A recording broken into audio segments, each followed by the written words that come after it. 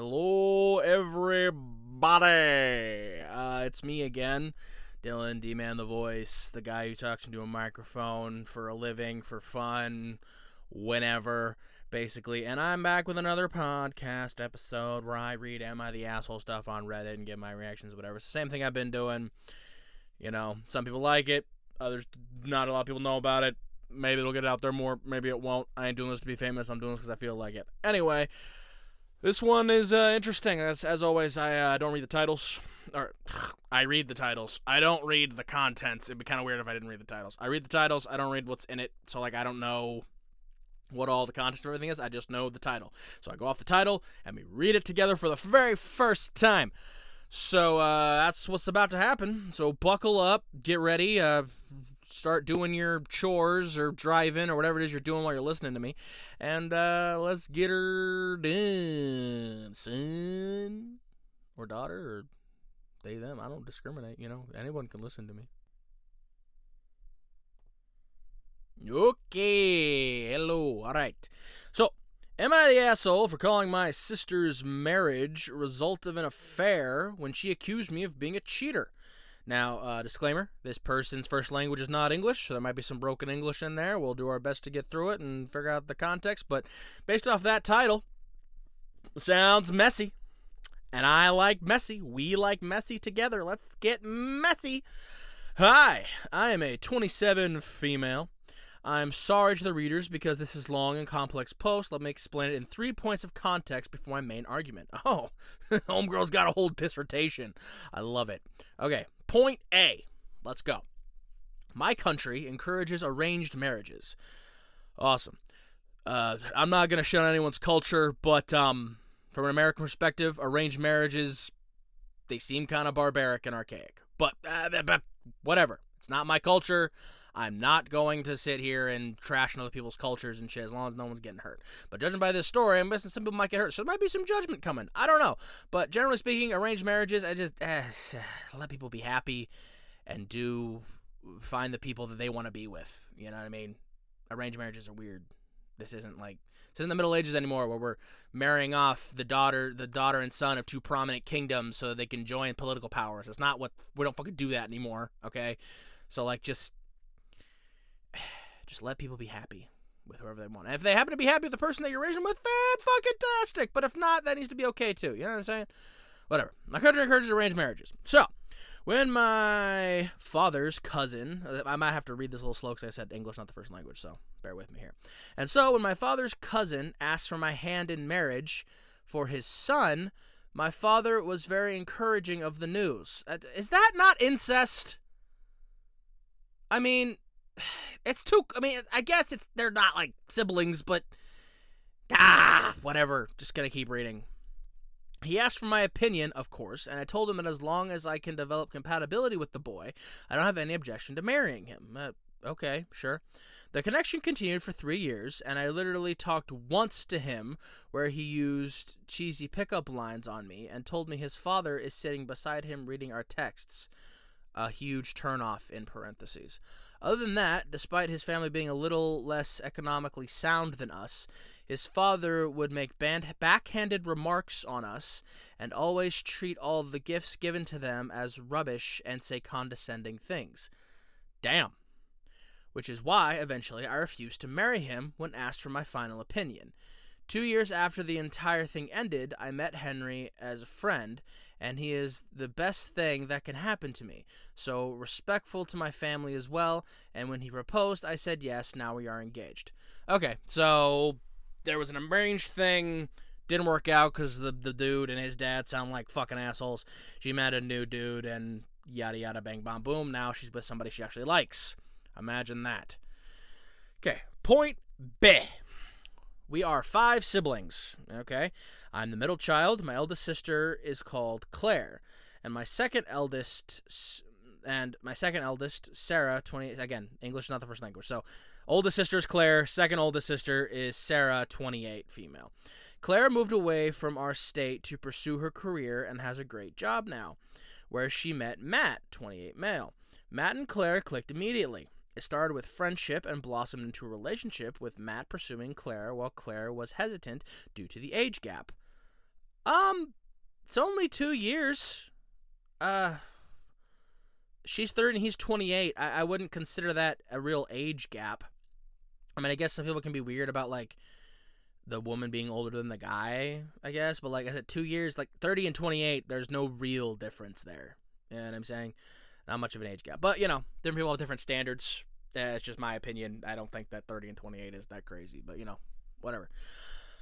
Well, Claire was hesitant due to the age gap, but eventually agreed. They dated with marriage in mind, and Matt was introduced to our family as her boyfriend. They would also take us on trips and hang out more, as they treated all of us as kids. Okay, so, yeah, got it. Point C. Sarah was engaged to Hudson. Sarah's the second oldest. Sarah was engaged to Hudson, also related to my father's side of the family. What? I'm trying not to judge cultures and shit here, but why are we marrying people in the same family group? Just whatever. Sarah was engaged to Hudson, also related to my father's side of the family. Sarah liked Hudson and was so happy when the proposal came, despite Hudson's mother being against it. Damn. I know the dynamics are messy. Mind you, Hudson's family showed a lot of red flags due to the point of Hudson asking Sarah to be the main bread earner of the family and not expecting anything from him.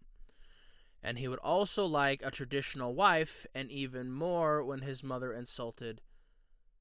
And even okay, again, English not the first language. I'm trying to decipher here. Not expect anything from him, and he would also like a traditional wife. And even when his mother insulted Sarah, he took his mother's side. My mother asked Sarah to reconsider seeing her being so mistreated, but Sarah wouldn't budge. Okay, so we're gonna take a beat on that. What the fuck? Old boy wants Sarah to make all the money, right?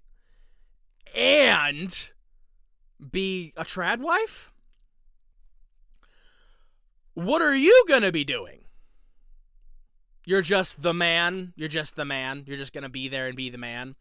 In what way? Just because you have a dick, so that makes you the man of the fucking. What do you mean? What do you mean you want her to earn all the money and do all the housework? What the fuck are you doing then in this relationship, in this fantasy fucked up world? I mean, apparently it's not a fantasy because I guess she's okay with it. Fucking okay.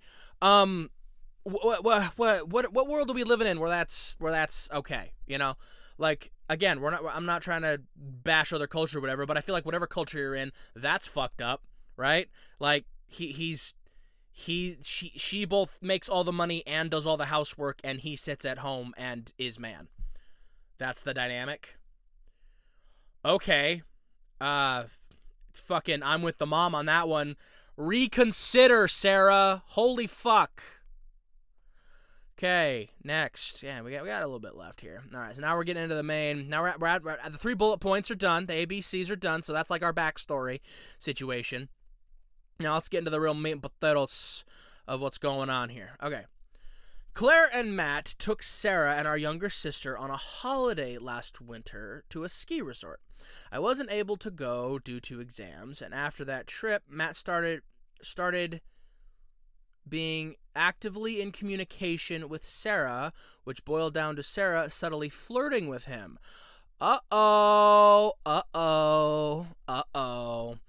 Her reason being she wanted to, quote-unquote, test, I hate that shit, his loyalty to Claire, and when Matt confessed feelings for Sarah, she told Claire everything with blame on Matt and asked her to break up with him. Ooh. I mean, that's messy. That's messy on Sarah's part. Like, I can see so, on one hand, you could see that maybe it was a good thing she did it because she exposed the dude for possibly being a cheater in the future, whatever. On the other hand, she initiated all that shit, so she also has some culpability in that. But, like, she did it just to try to expose him and test him, quote unquote, and I guess he failed the test. But also, why is she doing that? It's messy. That's a whole messy situation here. Jesus Christ. Okay, she asked him to break up with him.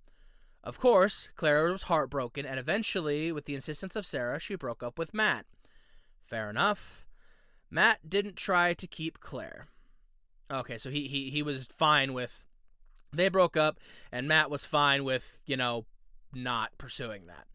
2 months after their breakup, Sarah announced she had broken her engagement with Hudson.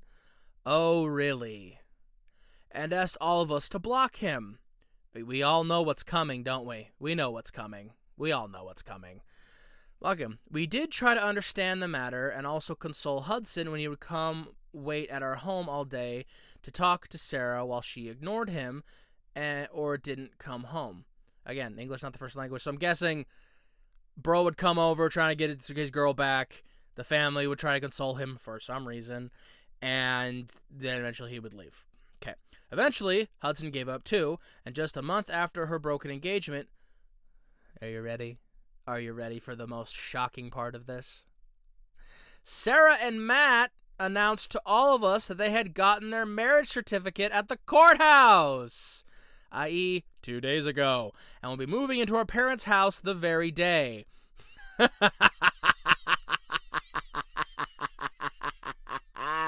That's actually worse than I thought. I thought they were just going to be like, hey, so we're dating now. No, they already got married and are moving in to the parents' house. I mean, again, that's probably a cultural thing, moving to the parents' house, whatever. But, like, it's so much worse than I thought. I thought it was just going to be like, hey, so me and Matt are dating. No, it's like, we're married already. We're moving in. Saw, dude. Like, damn. They move lickety split. Yeah, I guess that explains why Matt didn't try to keep Claire, and why Sarah didn't want to hear shit from Hudson, right? Because they had already been, like, as she said it too, she wanted to quote unquote expose Matt, right? Expose him and test him. Well, the test, it was quite the test, because he fucking. They just stayed talking to each other. So it wasn't a test. She wasn't doing a test. She wanted her sister's mans, and she got him, I guess. And now they're fucking together and shit and married now. That's... Oh, wow, it's messy. There's still like a whole nother big-ass paragraph, too. And what else could possibly happen? Okay. This was when everything came out. Let's go. Sarah pursued Matt, and they had an affair behind Claire's back before she decided to pretend to hit on Matt. Oh, so it was going on even before the quote-unquote test. It was going on before that. Like, they'd been fucking. Ah, shit. Ah, that's even worse. That's even messier than I thought it was going to be. Awesome. Okay, before she decided to hit on Matt, which led to Claire and Matt's breakup. Yeah, we remember, sweetheart. She also strung along Hudson, but when she found Matt was more financially sound than Hudson, her words, she decided to break the engagement. So your sister's a gold digger, is what it sounds like. Now they are married and demand that my parents vacate the entire upper portion of their house for Matt and her's home. As Matt is still struggling and our parents owe this much to her. What the fuck? So they're demanding that the parents clear out a whole, like, floor of their house for them? The audacity. The audacity's insane. Imagine demanding things of you. Imagine demanding that of anyone, let alone your parents. I'm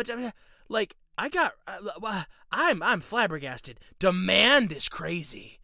Like, demand is crazy. Like, you're gonna just demand that someone vacate a huge portion of their house to you for reasons. But I thought they said Matt is struggling. I thought that the whole reason she got with Matt is because he was more financially stable than Hudson.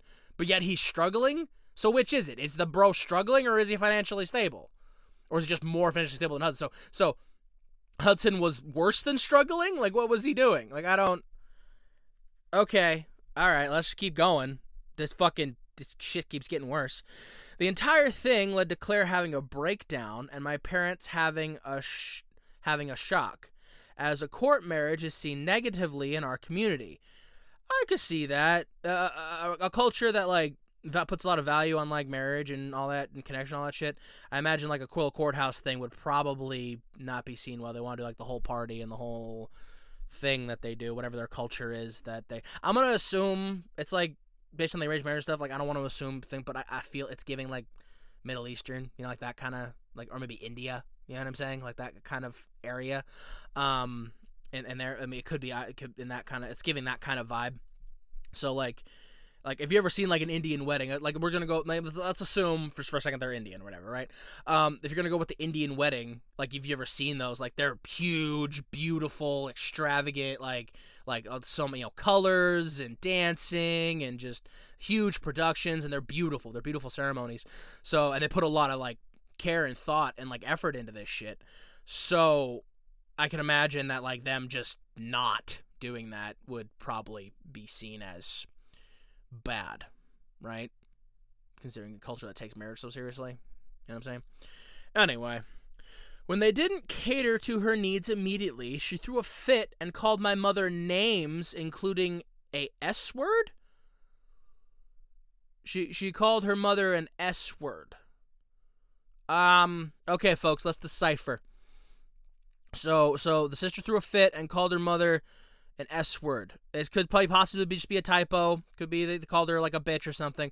But the only S word that I could think of to be hurled at her mother that would be an insult, that would make any sense, would be slut. Did she call her mom a slut? That'd be crazy. That's crazy if she called her mom a slut. Maybe not. Maybe it's like a word from their culture that we don't know, right? Like it's like a different word that means something else. It's like an S word that we don't know, like as Americans or English speakers, whatever. So maybe that's what it is. Maybe it's something else. But I'm gonna go off the assumption she called her mother a slut, which is imagine calling your mom a slut in real life. Holy fuck. Oh god, I'm gonna keep going. There's still so much left. This, of course, angered me, yeah, and I asked her to restrain me back. I asked her to restrain back, so asked her to, like, stop and watch what she was saying. She told that I shouldn't tell her what is right when I am a cheater and lack moral character. Oh, goodness.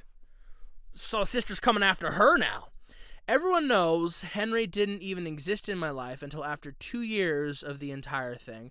And being called a cheater hit close to home as our father cheated on our mom and we all suffered from it. Whoa, what's the lore here? What lore drop? We're just bringing that up willy-nilly. Fucking, okay, so let's a lot to unpack there. So she calling her sister a cheater for no reason, seemingly. Even though because it was 2 years after her whole arranged thing or whatever that she got with this Henry character, and then now she's just drops the lore that their dad cheated on their mom. Okay, I'm just here. I guess we're gonna keep going. I know I might have overreacted, but I called her marriage as a result of an affair, stating entire chain of events, and she can't fool us. Oh, boy. Okay. After which she started crying and shut herself in her room, saying that she is treated like shit in the family and I should apologize to her. My parents asked me to apologize to keep the peace. I hate that shit so much. We're going to circle back to that sentiment. Don't worry. But I refused as she started it first. What are you, 14? And I'm done with her nonsense. My parents also got a little grim with me. My younger siblings told me I might have gone too far and I should apologize. I haven't talked much to anyone else in my family for the last 2 days, and Sarah continues to play the victim. I feel wrong not only on my behalf, but also on Claire's too. Am I the asshole? Should I apologize? P.S. We only tried to console Hudson as we all knew how much Sarah loved him, and we wanted them to reconcile, of course. If Sarah wanted. Secondly, Claire has shut out all of us after the announcement of her marriage and won't answer any calls or texts. Good for Claire! Good for Claire. Finally, some sanity in this fucking family. It's good for Claire. Keep your peace, queen. Alright, so again, that was kind of a struggle, because again, English wasn't the first language, so like there was some weird stuff in there, but we got basically the gist. We got what was going on. So what's happening here is Sarah's a whore, right? Matt is a man whore, right? The dad is of the patriarch of this family is apparently also a whore, right?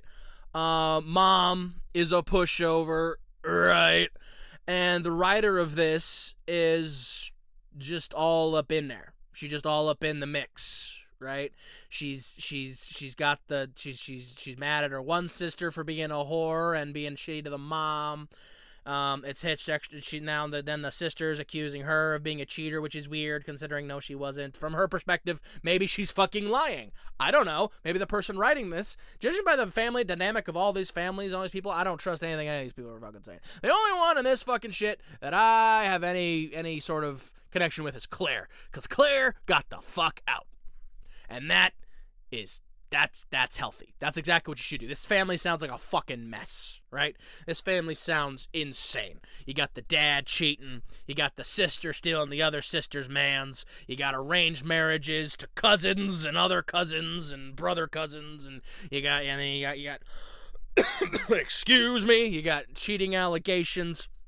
You got actual cheating. You got affairs. You got you got S words being thrown around. You got sluts abound, right? We got all kinds of shit going on. This family dynamic sounds insane. So good on Claire for being like, you know what? I'm gonna head out. I'm gonna be away from this whole mess. The fact that she's cut off contact with all of them leads me to believe that the writer of this is not part of the problem. You know what I mean? Like, I feel like the writer of this and the whole family is part of the problem, and Claire is like, I'm done with all you crazy fucks. You know what I'm saying? Because like, if it was literally just the Sarah person, then I'm guessing Claire would only not have contact with Sarah. But the fact that she's not having contact with any of you implies that the whole family's fucked up. And Claire's like, I'm not dealing with this anymore. So like I said, good for fucking her. Let's get back to that sentiment, right? It's not so much like with this story specifically. It's more like a general sentiment, the whole apologize to keep the peace mentality. Don't do that. Don't. That's been a thing in my family over the years. More when I was a kid. And it's don't. Okay? If someone in your family is toxic, right? If they're a shitty person, because just because you're related to someone does not mean that they're not a shitty person. You know what I'm saying?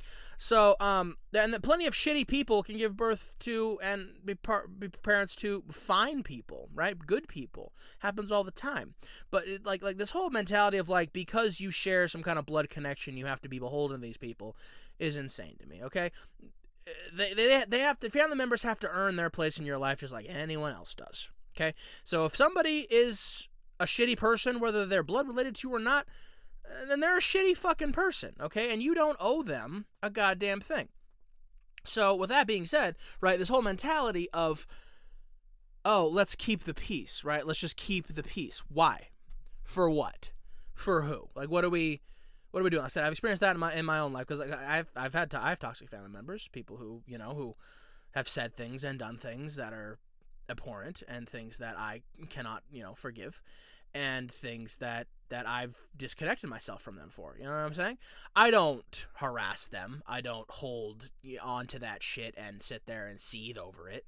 But they have done things that have cost them their place in my life, and that's just how it is. You know what I'm saying? Like, I don't wish anything bad on them. I don't want anything bad. I don't think about them at all.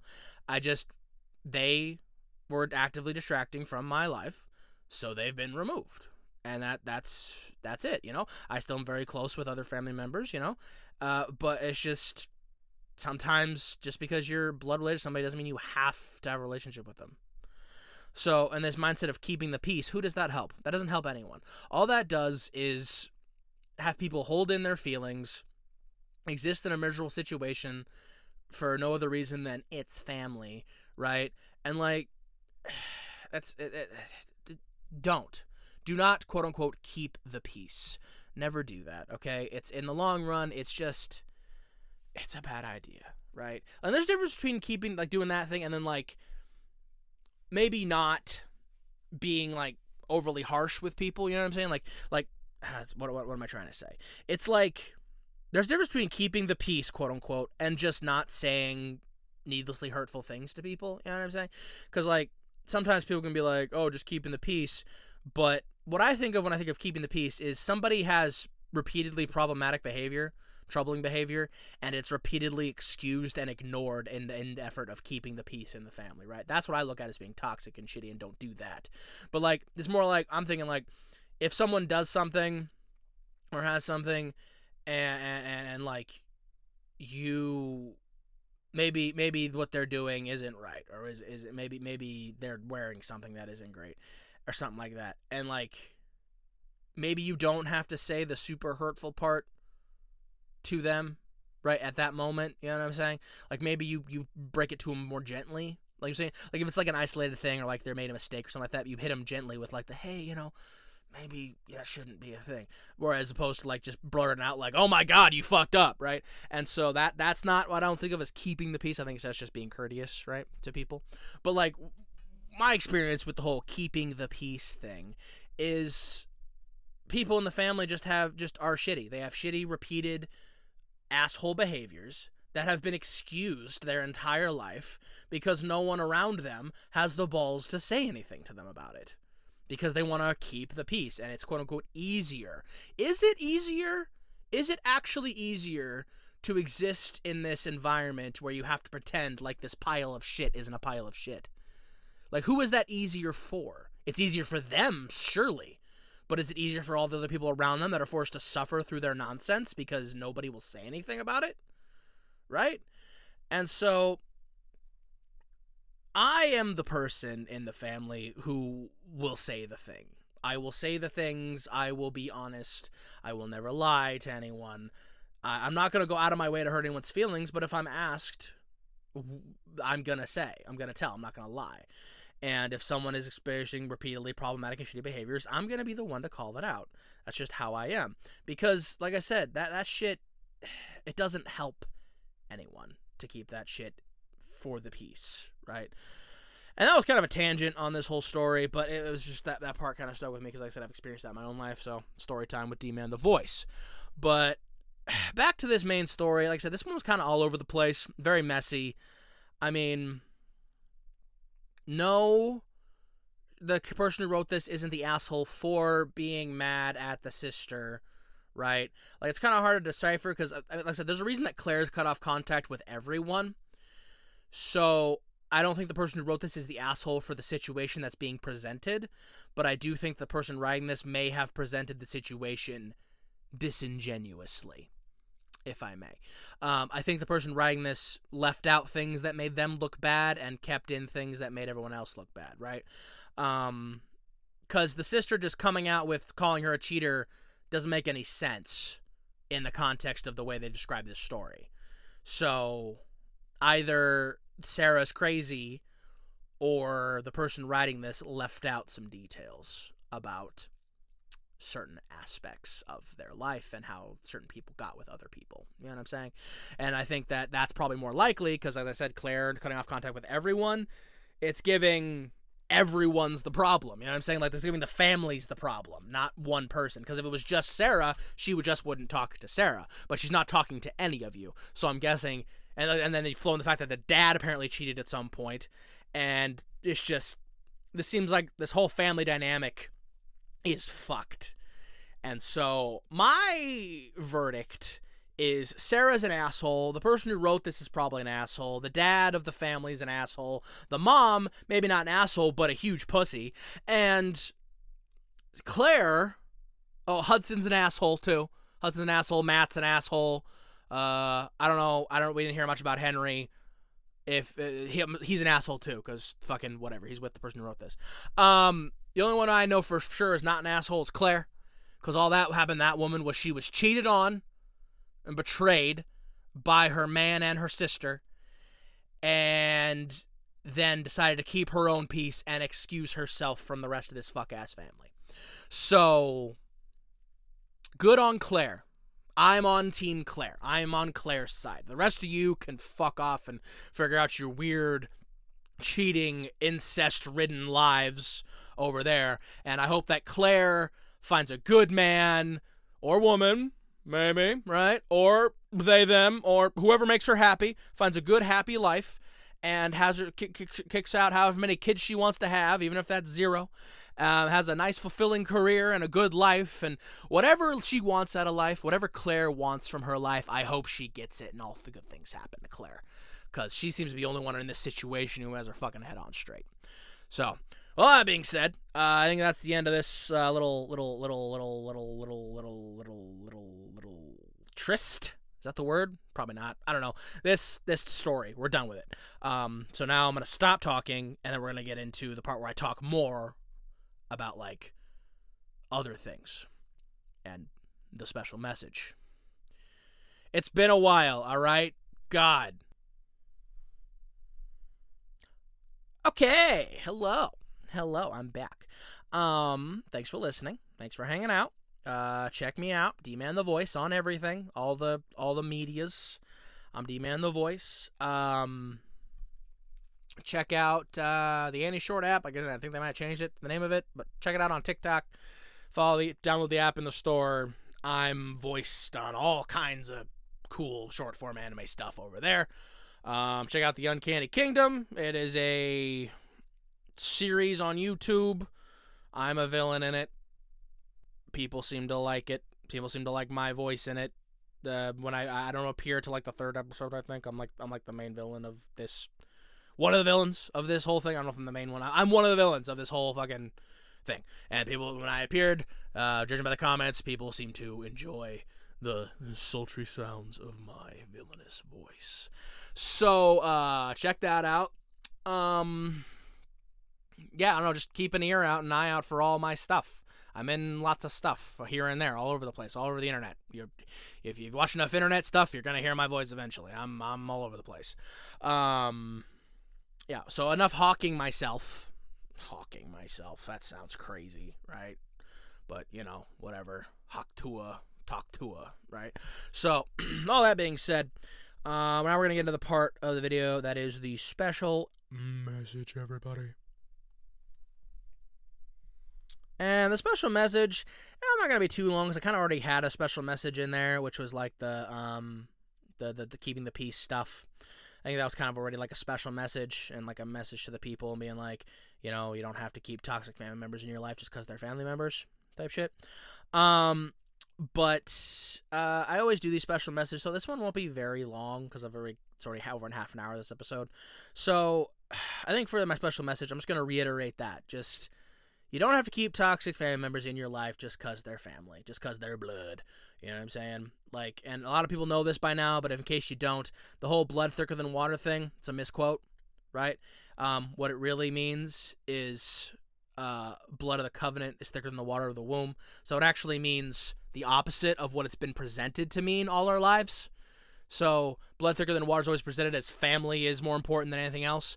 The real quote is the blood of the covenant thicker than the water of the womb. It means that the blood of those, your chosen family, the people you choose to raise with, your covenant, right, is thicker. Your bond with them is more important than the water of the womb. The fucking people you were forced to associate with in your life just because you happen to share the same family members. You shared the same parents, you shared the same grandparents, you shared the same fucking cousins, whatever the fuck, right? However you're connected to these people, it's always that's what it is. But that doesn't mean, and now the people that you were born into their life and their families and stuff like that can be a part of your blood covenant. Abso-fucking-lutely they can, right?